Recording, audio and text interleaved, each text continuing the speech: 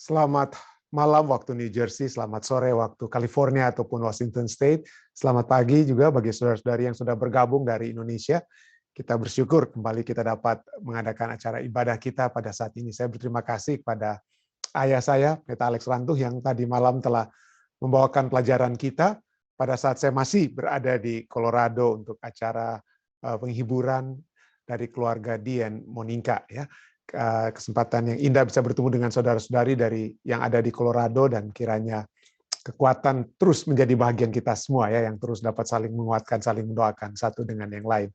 Kami mohon maaf karena hari Sabtu malam atau Sabat malam dan juga hari Minggu tidak ada kebaktian di acara kita oleh sebab tim yang juga sudah sedang mengadakan perjalanan pada saat itu. Tapi puji Tuhan, pada saat ini kita kembali dapat beribadah bersama, dan seperti biasa kita akan mendengarkan satu lagu pujian, dan kemudian doa buka akan dibawakan oleh Ibu Honi Pantau yang akan berdoa dari Washington State. Silakan, Dek.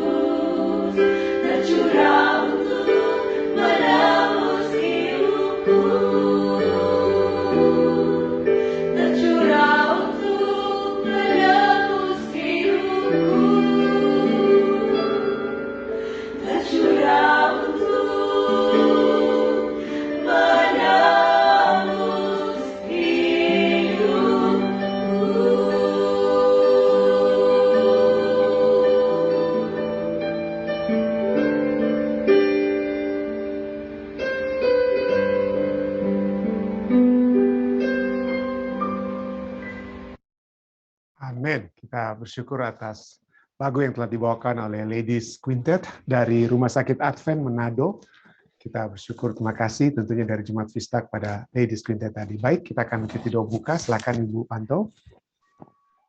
Maha besar Tuhan Allah Bapa kami yang bertahta dalam kerajaan surga, Bapa kami yang kami sembah siang dan malam, terpujilah namamu, besarlah kemuliaanmu. Pada jam sore hari ini atau malam New Jersey atau pagi di Indonesia, kami datang lagi menghadap hadirat-Mu, seraya mengucap banyak terima kasih atas segala berkat perlindungan Tuhan. Hingga jam ini kami merasakan betapa besar kasih Tuhan atas kehidupan kami. Tuhan, sebelum kami minta apa-apa, ampunilah segala salah dosa kami yang kami telah perbuat dengan sengaja atau dengan tidak sengaja. Tuhan, ampuni kami ya Bapa. Pada saat ini pula kami akan mendengarkan pelajaran lagi dan yang akan dibawakan oleh Pendeta Stephen Rantung. Biarlah pelajaran itu boleh dapat menguatkan iman dan percaya kami dan boleh mendorong kehidupan kami supaya kami lebih setia sampai Tuhan datang, kami boleh dapat diselamatkan. Tuhan memberkati Pendeta Stephen Rantung, berkati keluarganya dan umat-umat Tuhan di New Jersey sana yang selalu memberikan kami dorongan, memberikan kekuatan dalam kehidupan kami, agar supaya kami lebih bersiap dan Tuhan tidak lama lagi akan datang. Biarlah kami boleh dapat diselamatkan semua. Terima kasih pula Tuhan atas perlindungan-Mu sepanjang hari ini. Memberkati juga orang-orang yang mendengar, biarlah kami boleh dapat dikuatkan semua. Terima kasih Tuhan, sekali lagi kami ucapkan kepadamu. Mohon ampun dosa begitu banyak, kami mau serahkan hidup ini ke dalam tangan-Mu. Dalam nama Yesus kami sudah berdoa dan mengucap syukur. Amin. Amin. Terima kasih Tante atau Ibu Panto. Baik saudara sekalian, seperti biasa kita akan mempelajari pelajaran sekolah sahabat kita dan saya akan membagikan pelajaran kita yang pada saat ini kita sudah memasuki minggu yang ke-5 dengan satu judul Semua Bangsa dan Babel. Pada hari Minggu yang kita tidak bahas, tapi kita memiliki satu judul Kutukan Ham hari Senin yang dibahas oleh orang tua saya, silsilah kejadian. Dan pada saat ini kita membahas tentang satu bahasa. Dan besok ada bersambungan sedikit dari pembahasan kita. Baiklah kita turun, dan pada hari Kamis kita membahas tentang penebusan orang yang terasing. Ini ayatnya. Saya tidak sempat rubah Matius 24:37 itu ayat untuk minggu lalu, tapi ini dari kitab Kejadian ya. Kejadian 11 ya. Kejadian 11 ayatnya yang ke-9 saya percaya.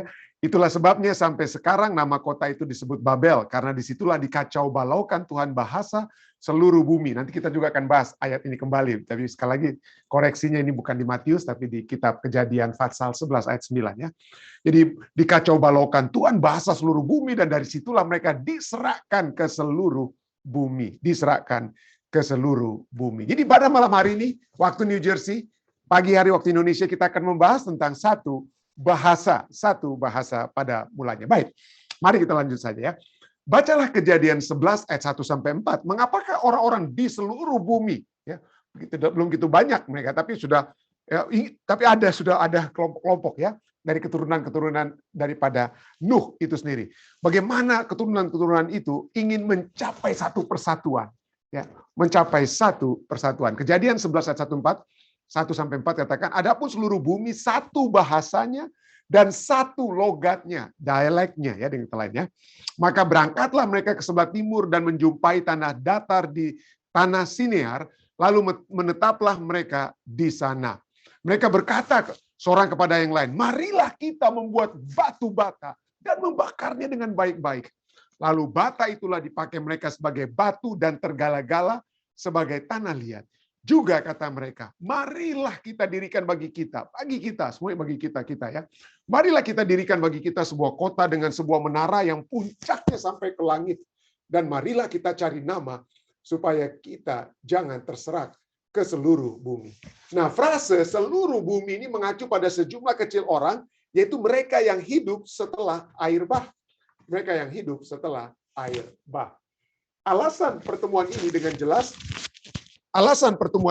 jelas menunjukkan bahwa mereka ingin membangun menara untuk mencapai surga, ya, membangun menara untuk mencapai surga, ya. Sebenarnya niat mereka yang sebenarnya adalah untuk menggantikan Tuhan sendiri. Mereka tidak ingin bersama-sama dengan Tuhan. Mereka ingin apa? Berbeda arah kehidupan mereka itu dengan Tuhan. Apa yang Tuhan katakan tidak ada lagi air bah, mereka arahnya berpisah, ya. Jadi sebenarnya niat mereka yang sebenarnya adalah untuk menggantikan Tuhan sendiri, Sang Pencipta. Nah, secara signifikan, deskripsi niat dan tindakan orang-orang ini menggemakan niat dan tindakan Tuhan dalam kisah penciptaan. Ya, mereka berkata, ya, dengan kata lain, mereka berkata, let us, ya, marilah kita. Itulah pada saat Tuhan katakan let us, marilah kita. Itulah juga demikian juga dikatakan oleh orang-orang di lembah Siniar ini, marilah kita membuat, ya. Jadi niat mereka secara eksplisit dinyatakan marilah kita cari apa? Cari nama, ekspresi yang secara eksklusif digunakan untuk Tuhan. Singkatnya para pembangun Babel memenuhi ambisinya yang salah tempat untuk menggantikan Tuhan Sang Pencipta. Kita tahu siapa yang mengilhaminya, bukan? Ya, jadi memori air bah pasti berperan dalam proyek mereka, ya. Pasti berperan dalam proyek mereka. Mereka membangun menara tinggi untuk dapat terhindar dari banjir lain yang akan datang, terlepas dari janji Tuhan. Nah, ingatan tentang air bah telah dilestarikan dalam tradisi Babel, meskipun menyimpang sehubungan dengan pembangunan kota Babel atau Babylon, ya. Upaya ke atas untuk mencapai surga dan merebut Tuhan ini memang akan menjadi ciri semangat Babylon. Kita lihat di dalam kitab Kejadian, kata Babel pertama itu muncul. Itu Babel pertama, lalu muncul kemudian di kitab Daniel, muncul Babel kedua. Ya, Babel kedua muncul, lalu di kitab Wahyu Babel yang dari Kejadian, lebih besar lagi di kitab Daniel. Di dalam kitab Wahyu, Babelnya itu udah puncak daripada segala usaha untuk melawan Allah, ya, segala usaha untuk melawan Allah, menentang Allah. Mulai dari Kejadian, Daniel, Raja Babylon Nebukadnezar menentang Tuhan, sudah dikasih tahu mimpinnya dia cuma hanya bagian kepala emas, tapi dia buat patung semuanya dari emas. Dalam Daniel pasal 3, lalu dia bilang sembah itu patung emas saya tersebut. Jadi dan di akhir zaman hal yang sama juga menjadi bagian. Itulah semangat, ya, semangat Babel. Itulah sebabnya pelajaran sekolah sahabat kita katakan apa? Inilah sebabnya mengapa kisah Menara Babel menjadi motif penting dalam kitab Daniel juga. Daniel pasal 3, mulai dari Daniel 2, ya. Referensi ke Siniar yang memperkenalkan kisah Menara Babel dalam Kejadian 11 ayat 2 muncul kembali di awal kitab Daniel untuk menunjuk ke tempat di mana Nebukadnezar membawa barang-barang dari bait suci Yerusalem dalam Daniel 1 ayat 2. Dan di antara banyak bagian lain dari kitab ini, episode Nebukadnezar mendirikan patung emas, yaitu dalam Daniel pasal 3, seperti saya katakan tadi, mungkin di tempat yang sama, di dataran yang sama, dataran Siniar. Ini adalah yang paling menggambarkan kerangka pikiran untuk melawan Allah tersebut, pikiran Babylon tersebut, dengan kata lain, ya. Dalam penglihatannya tentang akhir zaman, Daniel melihat skenario yang sama dari bangsa-bangsa di bumi berkumpul bersama untuk mencapai persatuan melawan Allah. Daniel 2 dan Daniel 11, dan juga ini terjadi juga diucapkan juga di dalam kitab Wahyu 16 ayat 15 sampai 16. Meskipun upaya ini gagal di sini, seperti yang terjadi pada Babel juga. Jadi gagal. Usaha-usaha menentang Allah itu gagal. Nah, seorang penulis Prancis sekuler terkenal pada abad yang lalu berkata bahwa tujuan besar umat manusia adalah mencoba untuk menjadi Tuhan. Menjadi Tuhan. Bagaimanakah dengan kita, ya, yang telah dimulaikan dengan Hawa di Taman Eden? Kita yang juga terseret ke dalam kebohongan berbahaya ini. Apa artinya untuk menjadi Tuhan? Ya mungkin Anda kata, oh saya nggak begitu, pendeta. Saya tidak memiliki ambisi untuk menjadi Tuhan. Tapi sesungguhnya pada saat Alkitab berbicara menjadi Tuhan ini berbicara tentang kesombongan manusia yang pelajaran kita katakan mencari nama bagi diri mereka sendiri. Dan pelajaran kita, apa judulnya malam hari ini? Satu bahasa. Nah, kalau Anda mungkin bertanya, apa hubungannya pendeta, ya? Bahasa dengan kesombongan, dengan usaha menentang Allah, kan bahasa kan netral, ya. Bahasa itu adalah satu hal yang netral. Betul, bahasa itu adalah satu hal yang netral, yang dapat digunakan untuk menjadi satu hal yang positif. Saudara dan saya dapat berkomunikasi, kita saling mengerti. Walaupun mungkin ada saudara-saudari yang dari Malaysia ya, selalu juga bersama-sama dengan kami. Mungkin ada satu atau dua kata yang saya ungkapkan yang mungkin Anda, oh apa ini yang Pendeta Rantung bilang ya, dalam bahasa Indonesia, dalam bahasa Indonesia. Karena mungkin dalam bahasa Malaysia itu agak mungkin berbeda. Tapi poinnya adalah kita masih dapat saling mengerti, masih dapat saling berkomunikasi. Jadi kita masih bisa memiliki hal yang positif yang dapat diperoleh dari bahasa. Ya, dari bahasa. Tetapi ya, ada juga masalah negatif daripada bahasa. Bahasa dapat menyatukan kita dalam acara ibadah, tapi bahasa juga dapat menyebabkan kita dapat menjadi sombong. Oke, dapat menjadi sombong. Mungkin apa maksudnya pendeta? Oke, mari kita lihat ya.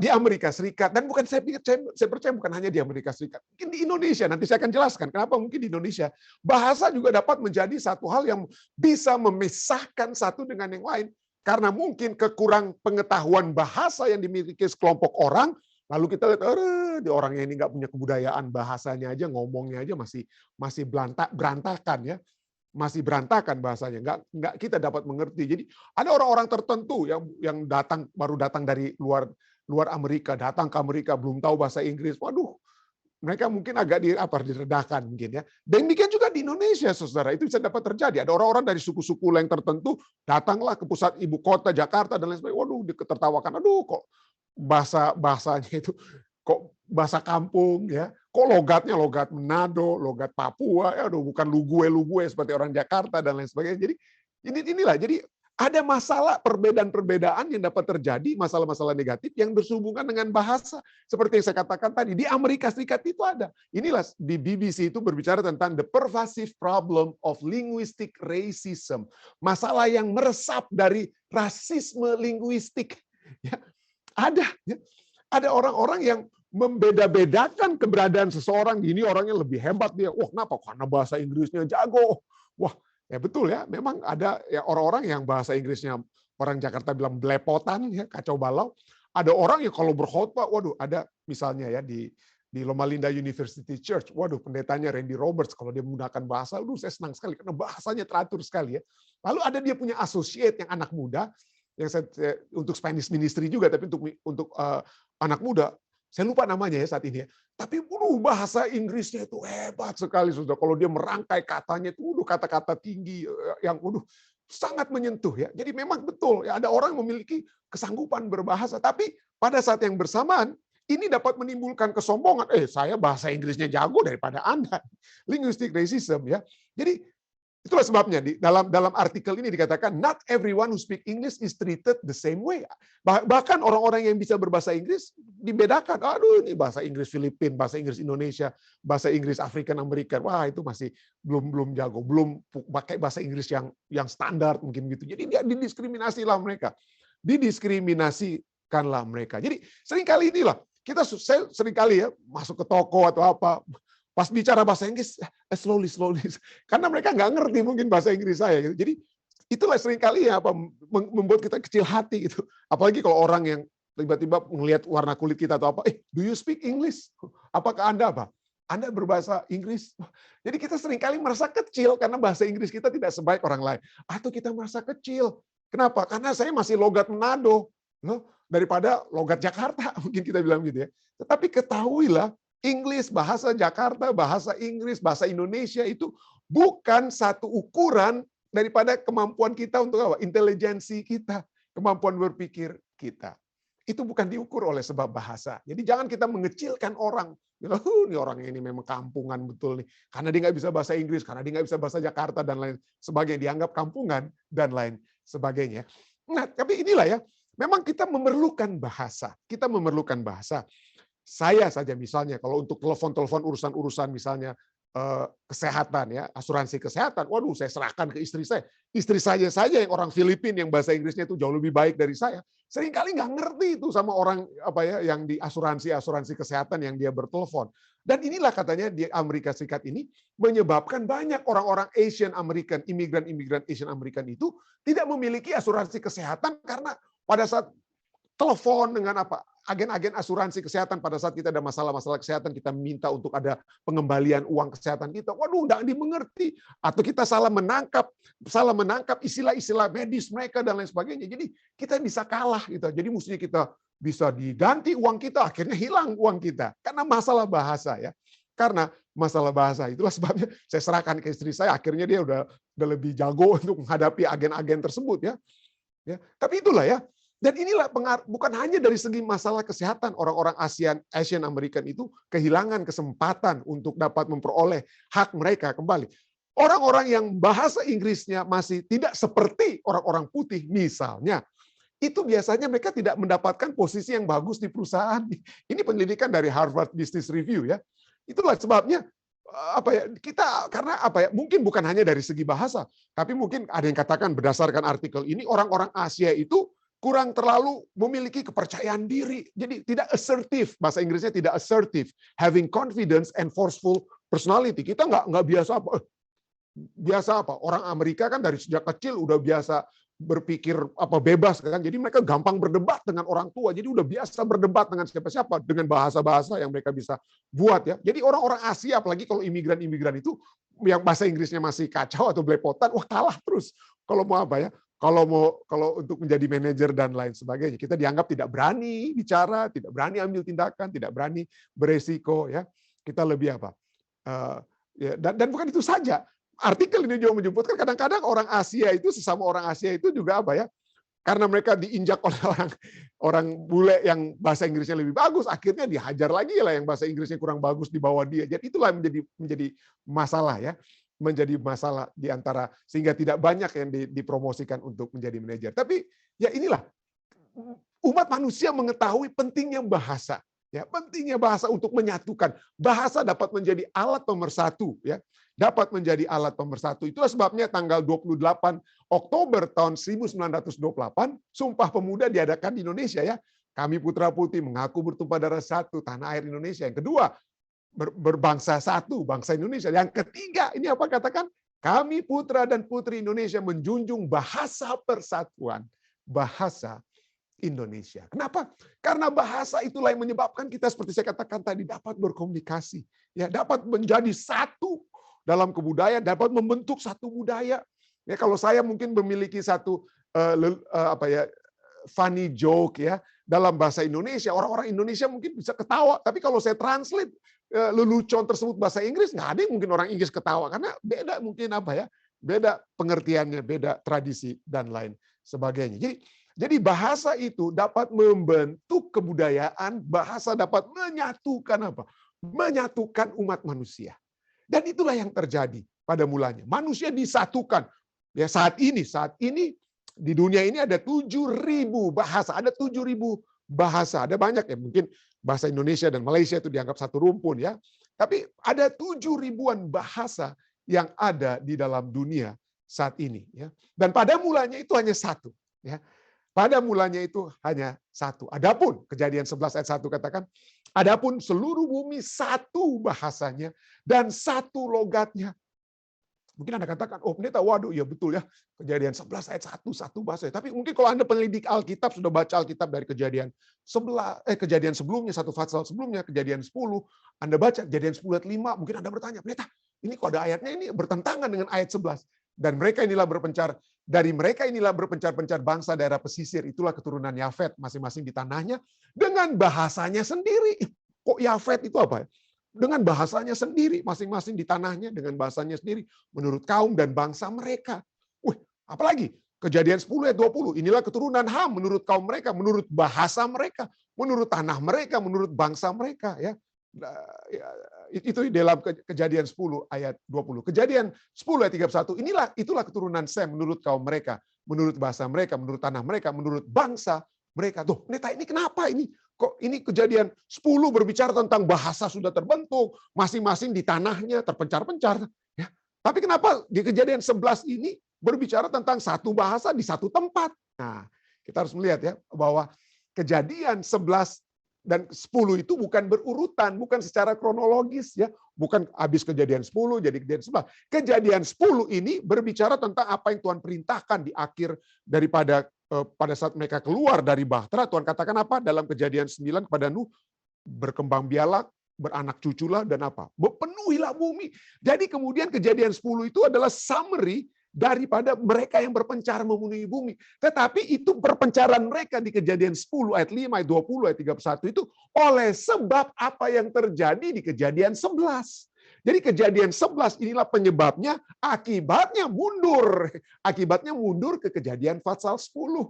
Kejadian Fatsal 10. Jadi bukan berarti ini bertentangan di Kejadian 11 dengan Kejadian 10 karena Anda pikir Kejadian 11 itu adalah kejadian yang terjadi setelah peristiwa Kejadian 10. Tidak. Kejadian 10 ayat 5, ayat 20, 31 itu adalah kesimpulan yang kemudian terjadi oleh sebab perintah kepada Tuhan untuk memenuhi apa? Bumi. Nah, itulah dapat kita jelaskan sebab dalam hal ini. Tapi poinnya adalah, jadi bahasa ini, satunya bahasa mereka itu mereka gunakan bukan untuk saling apa ya, memuji Tuhan bersama-sama, untuk menginjil bersama-sama, untuk mendengarkan firman Tuhan bersama-sama. Oh tidak, mereka tidak menggunakan bahasa untuk memuliakan Tuhan.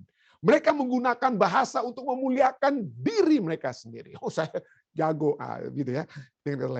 Jadi satu bahasa sudah mereka miliki, lalu kemudian dari satu bahasa itu mereka memiliki satu tujuan untuk menentang Allah.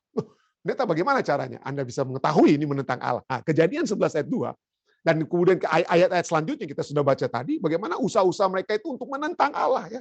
Dan ini dimulaikan di ayat 2. Mungkin Anda tidak melihat bagaimana mungkin mereka menentang Allah, tapi kita bisa melihat dari mana mereka mencoba untuk melawan Allah, berbeda posisi dengan Allah, berjauhan dari Allah, dari apa yang tertulis dari Kejadian 11 ayat 2. Di sana dikatakan, adapun seluruh bumi satu bahasanya, satu logatnya. Ayat 2. Maka berangkatlah mereka ke sebelah timur dan menjumpai tanah datar di tanah Sinear. Lalu menetaplah mereka di sana. Keturunan-keturunan daripada Yafet, Ham, dan Shem. Ya. Menetap, permulaan mereka itu belum terpencar, belum ada bahasanya. Ya. Seperti yang kemudian disimpulkan di Kejadian 10 ayat 5, 20, dan 31 tadi. Jadi pada mulanya mereka menetap satu tempat. Kenapa? Berangkat mereka dari tempat apa? Menetap dari apa? Itu ke tempat apa? Ke sebelah timur. Nah, kenapa istilah sebelah timur ini, kenapa saya katakan itu seperti satu konotasi negatif pergi ke sebelah timur? Ke sebelah timur. Kenapa ini memberikan satu konotasi negatif di dalam Alkitab ya, bukan geografis di Amerika atau di Indonesia yang Indonesia Timur atau Amerika bagian timur, bukan. Ini di zaman Alkitab ya. Maka berangkatlah mereka ke sebelah timur. Kenapa?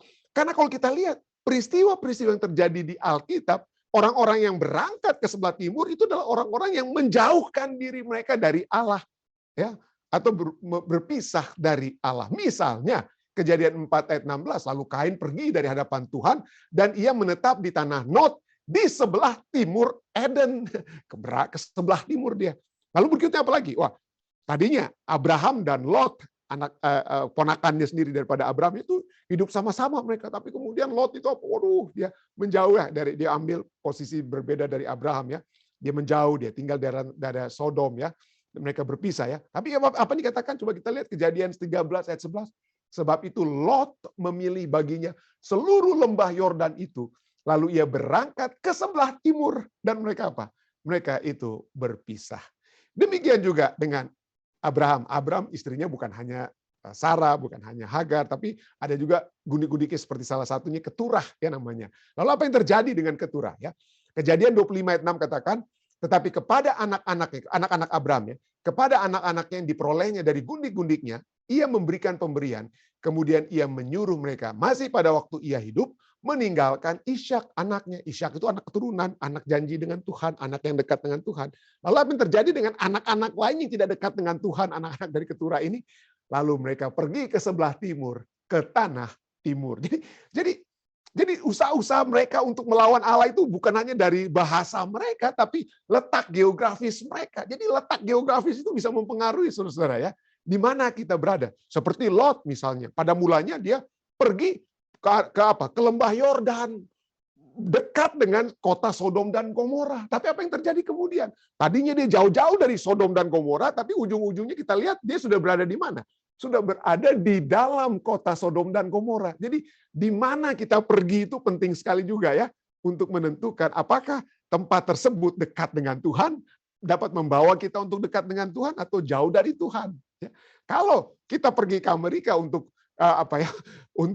dengan tujuan-tujuan, tapi itu membawa kita untuk jauh dari Tuhan, ya hati-hatilah, pikir-pikir juga dulu ya sebelum mau ke Amerika. Mungkin demikian ya. Tapi itulah poinnya. Jadi pertama ada satu bahasa, lalu kemudian satu tujuan untuk menentang apa ya? Menentang Allah. Lalu apa yang mereka lakukan? Ya mereka buatlah hal-hal yang mereka lakukan, tapi segala usaha, saya ulangi, segala usaha yang dilakukan oleh orang-orang di Menara Babel itu untuk melawan Allah itu sia-sia. Kita yang mencoba untuk menggunakan bahasa untuk menyombongkan diri kita, seakan-akan kita itu lebih, kita yang menyombongkan diri kita karena kita berada dalam satu geografis tempat tertentu. Oh, saya ini tinggal di New York, oh, saya tinggal di Beverly Hills, tempat yang mewah dan lain sebagainya. Seringkali orang pikir, wah, tempat-tempat itulah yang mengangkat keberadaan kita ya.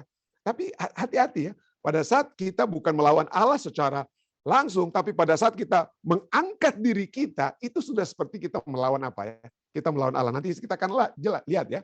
Kesombongan itu berdasarkan bahasa, berdasarkan tempat kita tinggal, geografis di mana kita berada, itu dapat menjadikan kesombongan dalam diri kita. Kalau kita gunakan bahasa, kalau kita gunakan geografis tempat kita tinggal untuk memuji nama Tuhan, di Amerika Serikat pun kalau kita mau memuji Tuhan bisa. Puji Tuhan, lakukan, tinggal di Amerika, jangan kemana-mana. Ya, dengan kata lain. Jadi, tapi kalau kita mencoba untuk menggunakan bahasa dan tempat tinggal kita untuk menyombongkan diri kita, hati-hati. Itu sia-sia. Sia-sia dalam melawan Allah. Ya.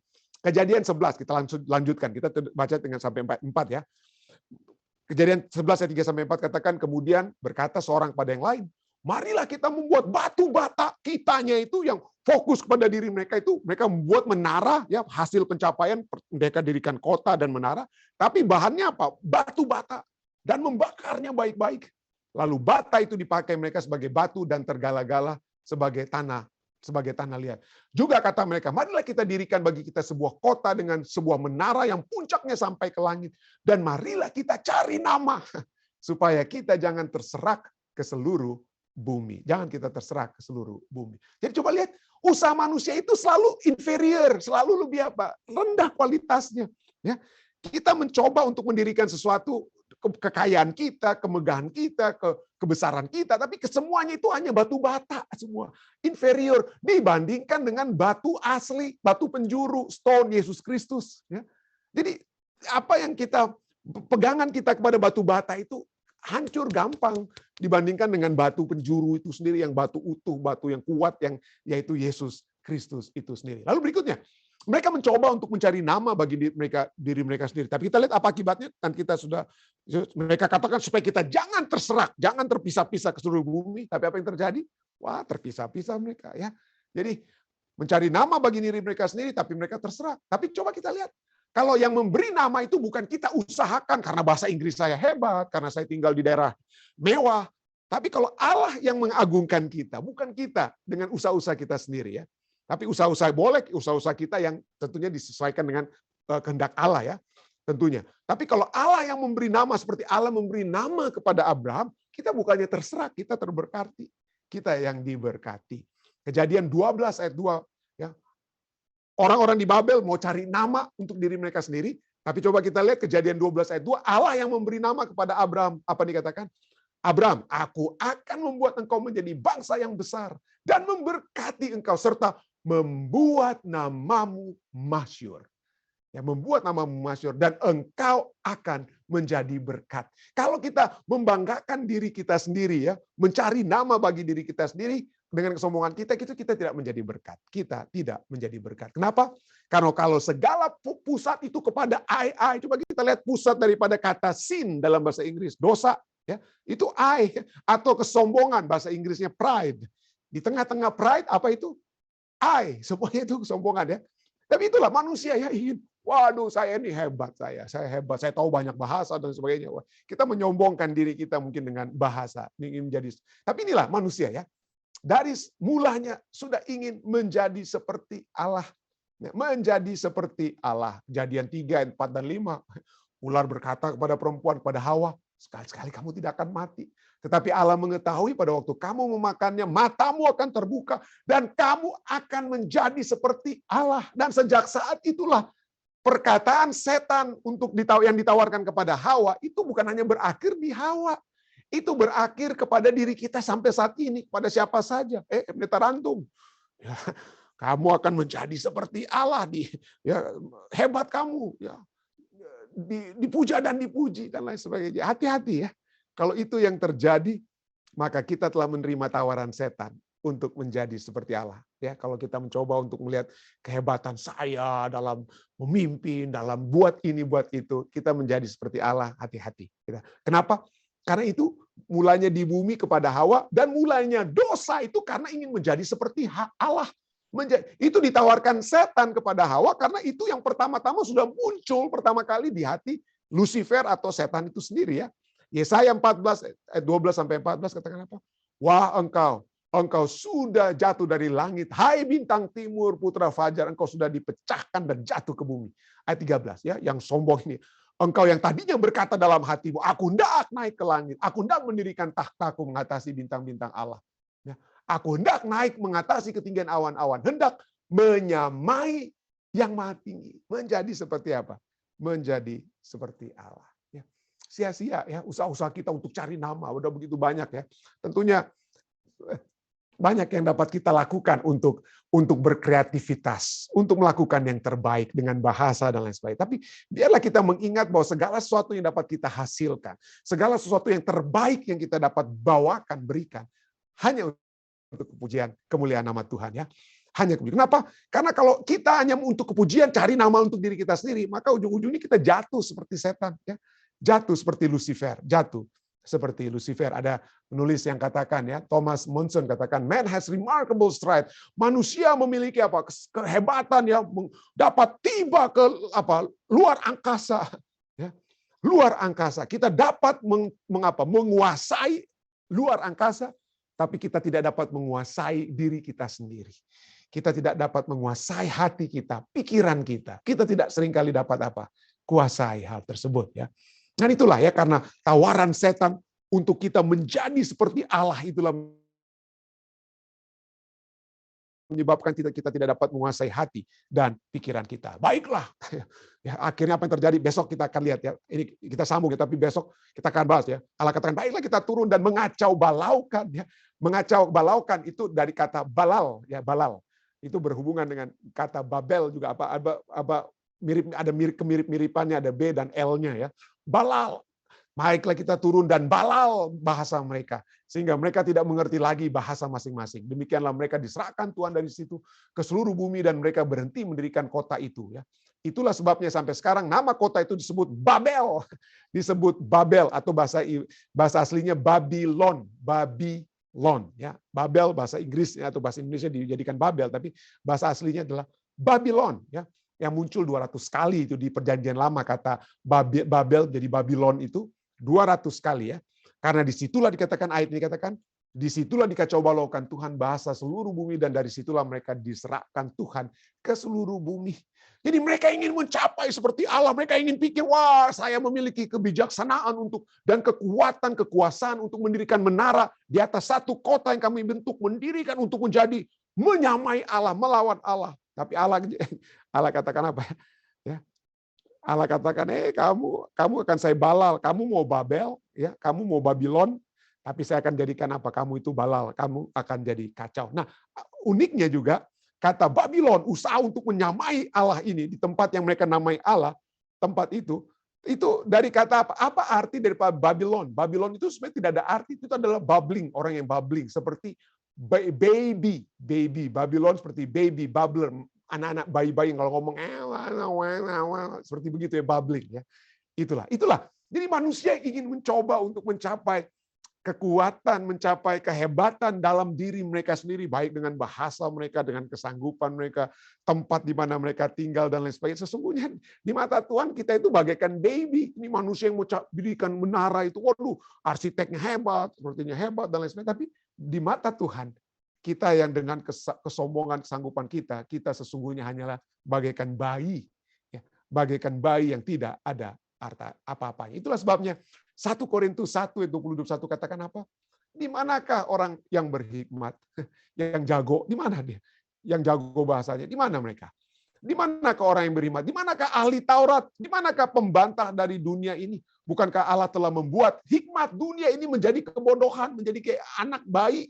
Hikmat dunia ini bagaikan anak bayi yang ngomongnya ngacau, menggigau seperti menggigau, babbler. Oleh karena dunia dalam hikmat Allah tidak mengenal Allah oleh hikmatnya. Kita tidak ada apa-apanya. Ya kita. Jadi kenapa kita tidak boleh menyombongkan ya kesanggupan, hikmat kita dan kehebatan kita dan lain sebagainya? Karena Allah tidak ingin seorang pun yang memegahkan diri di hadapan Allah. Kenapa? Karena kita itu tidak ada artinya sebenarnya. Tidak ada artinya bagi Allah. Katakan apa? 1 Korintus 1 ayat 29 kemudian katakan apa? Supaya kenapa kita tidak boleh menonjolkan hikmat kita? Kenapa? Karena Tuhan katakan supaya jangan ada seorang manusia pun yang memegahkan diri. Yang memegahkan diri di hadapan. Jangan pernah kita katakan, oh saya lebih pandai dari Anda. Oh Anda bahasa Inggrisnya itu, oh pengetahuan Anda itu cetek. Atau jangan pernah kita berbicara seperti itu. Jangan memegahkan diri. Jadi itulah sebabnya Tuhan telah melihat dan kemudian mengacau balaukan orang-orang Babylon, orang-orang bayi tersebut dikacau balaukan, dibalallah mereka oleh Tuhan. Ya, tapi kemudian menjelang akhir zaman, kembali Tuhan ingin menyatukan kita. Kembali bahasa-bahasa dapat digunakan kali ini bukan untuk menonjolkan diri kita. Kita menjelang kedatangan Yesus yang kedua kali. Menjelang kedatangan Yesus kedua kali, bahasa akan digunakan bukan untuk menonjolkan diri, memuji diri kita, tapi bahasa akan digunakan untuk pekabaran Injil. Itulah sebabnya dalam Wahyu 14 ayat 6 katakan, dan aku melihat seorang malaikat lain terbang di tengah-tengah langit dan padanya ada Injil yang kekal untuk diberitakannya kepada mereka yang diam di atas bumi dan kepada semua bangsa dan suku dan bahasa dan apa? Dan kaum. Jadi Tuhan akan menggunakan bahasa kembali. Ya, Tuhan akan kembali membuat bahasa bukan untuk kehebatan kita, tapi untuk Injil Tuhan. Dan kalau kita bermohon, jadi seperti saya katakan tadi, mungkin seringkali kita merasa rendah diri karena kita tidak bisa berbahasa Inggris. Aduh, pendeta ini saya nggak bisa nih mau mengabarkan Injil pada tetangga dan nggak bisa bahasa Inggris saya. Nanti pendeta aja lah yang ngomong sama mereka. Jangan ya. Kenapa? Karena kita bisa meminta kepada Tuhan. Karena kekuatan ada bersama dengan Tuhan. Kalau kita minta, maka Dia akan memberikan kesanggupan bagi kita untuk berkata-kata. Satu ayat yang saya paling suka, yang saya selalu katakan kepada orang-orang yang mungkin ragu-ragu karena bahasa Inggrisnya kurang baik dan lain sebagainya. Saya katakan apa? Minta kepada Tuhan. Minta. Lukas 12 ayat 12 katakan, sebab pada saat itu juga, pada saat kita, ayat 11 berbicara kita dihadapkan kepada pemimpin-pemimpin, pemerintah dan kata lainnya, dan kita dapat membawakan Injil pada mereka juga ya. Pada saat itu juga Roh Kudus akan mengajar kamu apa yang harus kamu katakan. Apa yang harus kamu katakan. Jadi jangan takut untuk menyatukan orang dengan Tuhan, dengan bahasa yang Tuhan dapat inspirasikan kepada kita untuk kita katakan dan membawa jiwa-jiwa kepada Tuhan. Inilah yang dapat saya sampaikan dan kiranya ini dapat menjadi satu kekuatan bagi kita semua. Saya bawa ini dalam nama Yesus. Amin. Baik, saudara sekalian, terima kasih masih bersama-sama dengan kami pada saat ini. Jika mungkin ada tambahan sehubungan dengan pelajaran kita, silakan. Silakan, Papi mungkin. Di-unmute ya, silakan. Sorry, sudah very clear, sangat jelas sekali. Baik, ada lagi mungkin saudari lainnya, terima kasih. Ada lainnya? Halo pendeta. Ya, silakan Bapak Filipus. Ya, puji Tuhan nih pendeta, terima kasih banyak, sungguh pengajaran yang luar biasa, khususnya buat saya pribadi itu mengingatkan banget supaya kita berhati-hati, supaya kita jangan jatuh ke dalam kesombongan. Puji nama Tuhan, luar biasa pengajaran ini pendeta. Kemudian saya juga mengucapkan terima kasih nih buat Pak Pendeta Rantung yang sudah menjembatani saya secara pribadi sehingga berkat-berkat itu boleh kami terima pendeta. Ya Tuhan yang membalas sesuai dengan janji firman-Nya. Terima kasih. Pendeta, selamat. Sama-sama. Tuhan berkati. Tuhan berkati. Tuhan berkati. Terima kasih Bapak Pendeta Filipus. Baik, ada lagi mungkin dari saudara-saudari lainnya. Ya, Bapak Simatupang, silakan Pak Simatupang. Silakan ya. Ini ingin bertanya Pendeta Stephen. Tadi banyak sekali kutipan bahwa umat-umat Tuhan atau Tuhan sendiri mengusir umatnya ke sebelah timur. Apakah memang ada unsur tertentu timur itu tidak pernah disebutkan mereka pergi ke barat atau ke utara atau ke selatan? Kenapa semuanya tadi kutip ke timur saja? Terima kasih. Ya, saya terus terang ya tidak tahu ya, mungkin apakah secara kebetulan mungkin ya seperti itu. Tapi itulah yang dapat kita lihat ya. Pada saat saya membaca komentari dan juga Andrews Bible Study ya, sehubungan dengan bagaimana umat-umat ini berangkat ke timur, dan memang di dalam Alkitab itulah keindahan daripada Alkitab. Jadi Alkitab itu tidak sembarangan tertulis, dan memang ada satu tema, satu motif mungkin boleh dikatakan. Ya, jadi itulah yang kita lihat pada saat kita mempelajari Alkitab. Seringkali kita kalau kita membaca sekilas mungkin kita tidak mendapatkan, tapi misalnya kalau kita meneliti lagi, kita hubungkan satu ayat dengan satu ayat lainnya, kita dapati ada motif-motif yang sama sepertinya ya. Satu motif-motif yang sama yang mengajak, dengan kata lain itu orang yang lari dari hadapan apa? Lari dari hadapan Tuhan ya. Tentu saja tidak semua ya, karena saya tidak nanti ya ada juga berbicara tentara dari ya mungkin ada tentara dari timur, tapi ada juga dari utara ya. Pangeran dari utara. Jadi dari utara itu seringkali juga dilambangkan sebagai datangnya apa ya? Tuhan, keselamatan itu datangnya dari utara ya, dan lain sebagainya. Jadi poinnya adalah mungkin ini adalah motif-motif yang secara umum itu seringkali muncul di dalam Alkitab. Disitulah boleh saya katakan indahnya Alkitab. Indahnya Alkitab untuk memberikan satu motif, satu pengajaran bahwa ternyata orang-orang ini yang memiliki keinginan untuk jauh dari Tuhan itu arahnya mereka itu semua sama. Pergi ke satu tempat rupanya arah mereka ya. Dan inilah yang dapat saya sampaikan. Kalau Bapak Simatupang mau tanya kenapa harus ke timur, mungkin saya tidak dapat menjawabnya. Tapi itulah yang sudah tertulis, dan begitu saya lihat ini, wah indah sekali ya. Ada persamaan motif yang terjadi dari orang-orang yang melawan Allah. Ya. Ya. Terima kasih Bapak Simatupang. Ya. Baik, ada lagi yang lainnya, saudari lainnya? Jika tidak ada dari, silakan Ibu Heni. Pendeta, tolong ya doakan Andre, dia Manurung, dia sudah jauh dari Tuhan, sudah 11 tahun ya, jauh dari Tuhan, hingga Tuhan bahkan dia kemarin dia bilang dia mau bunuh diri. Jadi tolonglah doakan di Bandung anak ini ya. Supaya dia berbalik sama Tuhan. Anak itu dulu baik, rajin, melayani Tuhan. Tapi ya sejak papanya meninggal, dia sudah tidak benar kayak gitu. Jadi tadi malam dia telepon mamanya, itulah dia bukan dia telepon mamanya, adiknya telepon mamanya, kasih tahu bahwa dia telepon ke adiknya bahwa dia mau bunuh diri. Nah itu, jadi tolong pendeta doakan ya supaya dia balik jalan kembali, berbaliklah ya dalam Tuhan ya. Begitu juga Pak, dia ada pacar. Jadi pacarnya bukan Advent, namanya Della ya. Tolong pendeta sekali doakan ya, kasihan ya. Ya oke. Makasih. Ya, terima kasih Bu Heni. Baik, ada lagi, kita mungkin sudah akan masuk ke bagian kedua saja karena sudah dimulaikan oleh Bu Heni. Ya, ada pokok-pokok doa lainnya mungkin dapat kita doakan. Atau dari live stream silakan Dek jika ada tambahan. Tidak ada tambahan, pendeta. Oke, baik, kita lanjutkan ya dengan pokok-pokok doa. Mungkin ada yang dapat kita doakan terus. Bagaimana keadaan tambahan-tambahan mungkin dapat Bapak Simatupang, bagaimana dengan keadaan Bapak Panjaitan sudah kembali ke California?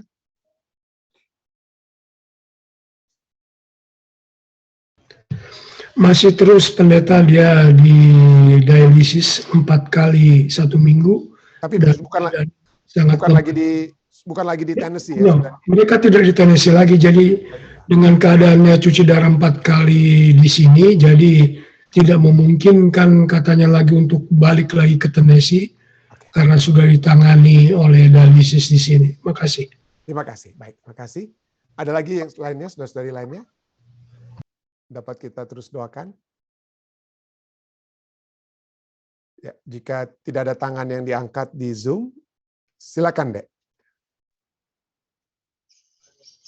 Halo pendeta. Oh ya, silakan. Oke, pendeta Filipus, silakan ya. Iya, Pendeta. Saya juga tetap minta bantu doa untuk teman-teman semua, saudara-saudara seiman dimanapun, khususnya dari Pendeta, supaya saya tetap sabar, tetap ya sampai Tuhan datang ya, karena ujian demi ujian kesabaran saya itu terus datang ya. Kemarin itu begini Pendeta, ada anak atau sidang jemaat yang betul-betul saya kasih sebenarnya, tapi tiba-tiba mereka datang dan minta permisi karena katanya aku enggak bisa bergabung dengan Advent, aku enggak nyambung dengan Advent gitu ya. Tapi saya katakan saya tidak pernah mengizinkan Anda keluar, tapi kalau itu pilihan Anda terserah gitu. Jadi khususnya saya pribadi tetap mohon dukungan doa ya supaya saya kuat Pendeta ya. Tuhan berkati. Tuhan berkati. Makasih Bapak Pendeta Filipus. Ya, ada lagi yang lainnya, Dek? Silakan. Oh, oke, ya. Ibu Rumantis, ya, silakan. Pak Pendeta, begini, kami jemaat di Tracy, Northern California, perpindahan mutasi pendeta dari Desember lalu, tahun lalu, Januari dia sudah tidak aktif lagi ke gereja lain. Terus gereja kami ini kosonglah pendeta sampai saat ini. Nah, suami saya dibaptis masuk Advent 2018 dan dia jadi sudah malas dengan alasannya tidak ada pendeta gitu Pak Pendeta. Oke. Tidak mau bergereja, sahabat. Itu aja alasannya, tolong agar conference di California sini boleh mengirimkan kami satu pendeta. Memang selalulah berganti-ganti anggota ataupun leader gitu disuruh ke depan testimoni gitu, jadi ditambah nggak khotbah seperti pendeta lah gitu. Nah ini orang bule ini nggak suka, katanya ceritanya tentang dirinya apaan tuh, nggak suka saya gitu dia. Padahal kalau kita ya kayaknya kalau kesaksian gitu terhadap bagaimana dia menerima kebenaran, bagaimana imannya, senang gitu bisa dikuatkan. Tapi mereka ini nggak suka gitu Pak Pendeta. Ya saya mohon agar kami memiliki pendeta lah gitu. Sudah 4 bulan tidak punya Pak Pendeta. Makasih. Oke. Makasih Ibu Rumanti ya. Kami akan doakan supaya juga suami tetap kuat ya. Makasih. Baik, ada lagi? Jika tidak, silakan, Dek. Ya, silakan, Dek.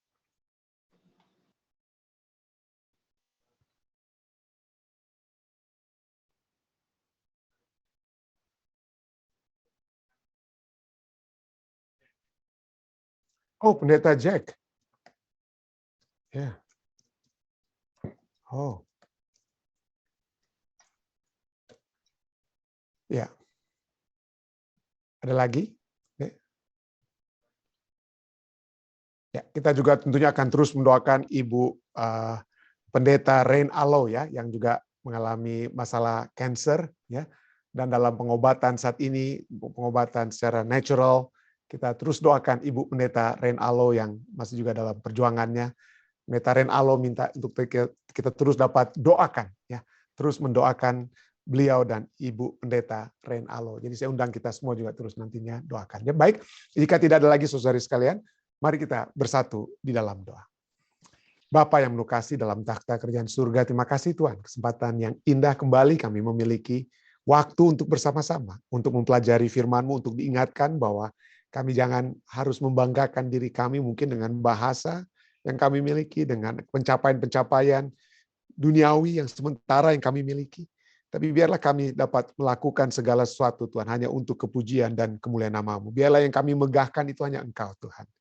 Dan biarlah Engkau saja yang akan terus menuntun kehidupan kami, kemana kami pergi, bahkan apa yang akan kami katakan kepada sesama kami, kepada orang lain. Terima kasih untuk pelajaran ini, dan biarlah kekuatan dari surga akan terus menerus menjadi bagian kami. Hamba-Mu ingin terus berdoa bagi umat-umat Tuhan yang sudah bersama-sama melalui Zoom dan juga melalui live stream. Tuhan mengetahui siapa mereka, berkatilah semua Tuhan, orang-orang tua kami, ayah, dan ibu hamba-Mu, papi dan mami di South Carolina, keluarga Simatupang, ibu Panto dan keluarga Panto di Washington State. Kami ingin berdoa terus untuk mereka Tuhan, dan kami juga terus berdoa bagi khususnya bagi pendeta Filipus Sutrisno Tuhan, dengan pergumulan-pergumulannya setelah dia menerima kebenaran-Mu, bagaimana setan yang tidak ingin dia untuk bersahabat dengan Engkau dengan lebih erat, tapi setan dan dengan pengaruh-pengaruh yang dia telah lakukan, telah mencoba untuk melemahkan iman pendeta Filipus Sutrisno. Tapi kami berdoa, Tuhan, kuatkanlah dia. Biarlah dia dapat melihat bahwa Tuhan tidak akan membiarkan dia. Begitu banyak mungkin kehilangan yang dia miliki, tetapi Tuhan yang akan memenuhi segala kebutuhannya. Amin. Tuhan, Engkau sajalah yang akan membawa dia untuk tetap dapat memuji dan membesarkan nama-Mu, Tuhan. Bersama-sama dengan Ibu Rumanti Mars, Tuhan, kami ingin berdoa bagi jemaatnya, agar dapat memperoleh pendeta yang setelah 4 bulan lamanya tidak lagi mereka miliki. Dan kami berdoa secara khusus, biarlah Tuhan yang akan terus menjadi pendeta bagi mereka. Sementara mereka menantikan conference Northern California untuk memberikan pendeta di jemaat mereka. Dengan Tuhan yang akan terus menuntun mereka, maka itu akan memberikan kekuatan yang lebih besar. Karena Engkau yang secara langsung akan menurunkan Roh Kudus-Mu ke dalam hati keluarga ini. Khususnya suami daripada Ibu Rumanti Mars, Tuhan. Bapak Mars, kiranya Tuhan akan terus menyertai beliau. Tetap kuat dalam imannya. Dia tidak akan pernah goyang. Dan dia tetap akan mempelajari firman-Mu. Dikuatkan oleh firman-Mu, oleh pendengaran atau pembacaan atau perenungan firman-Mu. Dan dengan demikian, keluarga ini Tuhan akan selalu bersama-sama dengan Engkau. Kami juga ingin berdoa bagi permohonan doa Ibu Heni Suwondo, Tuhan. Pertama-tama hamba ingin berdoa bagi Ibu Heni di masa tuanya dengan pergumulan-pergumulan juga kesehatan yang waktu lalu dia miliki. Tapi kami berdoa kiranya Tuhan terus menjaga Ibu Heni Suwondo sehingga dia akan semakin kuat, dapat Tuhan gunakan terus dia untuk mengabarkan Injil, untuk menjangkau siapapun yang dapat beliau jangkau untuk dapat dibawa ke dalam kerajaan-Mu. Gunakanlah beliau, Tuhan. Hamba-Mu ingin berdoa bagi saudara Andre Manurung yang dibawakan tadi, dibawakan oleh Ibu Heni yang ada di Bandung saat ini. Biarlah dia dapat berbalik dengan lebih dekat, untuk berbalik dan untuk menjadi lebih dekat dengan Tuhan. Biarlah dia dapat juga membawa pasangannya juga, kekasihnya juga Tuhan, untuk dapat bersama-sama berjalan. Dan khususnya saudara Andre Manurung ini Tuhan, dia akan terus dikuatkan dengan iman yang hanya dapat Engkau berikan, dengan Roh Kudus yang terus berbisik di dalam hatinya. Bersama-sama dengan Bapak Gibson, Bapak Tuhan Tampu Bolon, kami ingin berdoa terus bagi saudaranya, Saudara Hengki Tampu Bolon, Tuhan, dengan kekuatan yang surga dapat terus berikan kepadanya. Kami juga ingin berdoa bagi keluarga Simatupang, sahabat mereka, Bapak Sahala Panjaitan, Tuhan. Kami berdoa kiranya Tuhan akan terus memberikan zaman surga yang pasti kepadanya, kekuatan yang pasti kepadanya, sehingga dia tidak akan, walaupun dalam tindakan-tindakan medis yang terus dia akan ikuti seperti cuci darah, Tuhan, dia tetap akan kuat dalam Tuhan. Kami juga terus berdoa bagi saudari Jane Rononu juga mengalami hal yang sama, tapi kami berdoa Tuhan selalu akan kuatkan Jane, dan juga nantinya pada saat ibunya, Ibu Shanet, datang ke Amerika, maka itu dapat melengkapi segala sesuatu yang dapat memberikan kekuatan yang lebih kepada saudari Jane, Tuhan. Kami juga terus berdoa bagi seluruh umat-umat Tuhan yang ada di jemaat Fisdak. Kami berdoa Tuhan, kiranya penyertaan surga akan terus menjadi bagian mereka. Hamba-Mu secara khusus ingin berdoa bagi anak-anak muda kami. Hamba-Mu ingin berdoa bagi Joel Masi, Tuhan, di masa mudanya, dalam pendidikannya, dan juga pelayanan yang dilakukan di gereja setiap Sabat. Tuhan, berkatilah anak Tuhan ini, berkatilah dia Tuhan, sehingga dia akan selalu dekat dengan Tuhan. Firman Tuhan yang dia dengarkan, firman Tuhan yang dia juga sampaikan melalui talenta yang dia miliki untuk menyiarkan firman tersebut, akan membawa Joel menjadi anak Tuhan yang selalu lebih dekat kepadanya. Berkatilah orang tuanya, berkatilah saudari Ceci dengan kesembuhan, kekuatan dari surga yang sempurna, kiranya dapat terus menjadi bagian saudari Ceci. Dan juga saudara James yang ada di Indonesia, Tuhan akan terus satukan, terus kuatkan keluarga ini. Hamba-Mu juga ingin berdoa bagi Andy Tombeng dalam masa mudanya juga dalam pendidikannya, pekerjaan yang dia lakukan. Dan kiranya Tuhan akan selalu menuntun Andy untuk selalu dekat kepadamu Tuhan. Dapat juga menggunakan talenta menyanyi yang dia miliki untuk terus memuji dan membesarkan nama-Mu saja Tuhan. Kami juga terus berdoa bagi umat-umat Tuhan lainnya tentunya. Yang sudah tidak mungkin sempat hamba sebutkan, kami ingin terus berdoa bagi pendeta-pendeta yang ada bersama-sama dengan kami pada saat ini, dan juga bagi istri daripada pendeta Ren Alo, kiranya Tuhan kebutuhan-kebutuhan mereka untuk kekuatan yang dapat surga berikan kepada Ibu Pendeta, juga kebutuhan-kebutuhan finansial yang diperlukan bagi pengobatan Ibu Pendeta Ren Alo. Kiranya Tuhan dapat membantu, Tuhan dapat memberikan jalan keluar, sehingga kebutuhan finansial dari Ibu Pendeta Ren Alo tersebut dapat menjadi satu hal yang dapat dimiliki oleh keluarga tersebut. Terima kasih Tuhan. Terima kasih, kami percaya Engkau juga terus menyertai seluruh umat-umat Tuhan lain yang mungkin tidak sempat hamba sebutkan lagi satu persatu, tapi kiranya penyertaan surga akan menjadi bagian kami semua dari saat ini hingga Maranatha Tuhan. Inilah doa dan permohonan yang hamba bawa, hanyalah di dalam nama Yesus Kristus, Tuhan dan Juru Selamat penebus kami. Amin. Sekali lagi terima kasih banyak saudari sekalian yang sudah bersama-sama dengan kami. Dan jika ada hal yang tadi mungkin tidak sempat saya ingat ya dalam doa, mari kita doakan terus Pendeta Jack Mundung ya, yang dalam keadaan sakit saat ini. Mari kita di tempat kita masing-masing kita terus mendoakan pendeta ini. Sekali lagi sampai bertemu besok di waktu yang sama ya. Stay safe, stay healthy, tetap sehat. Sampai kita bertemu, Tuhan memberkati kita semua.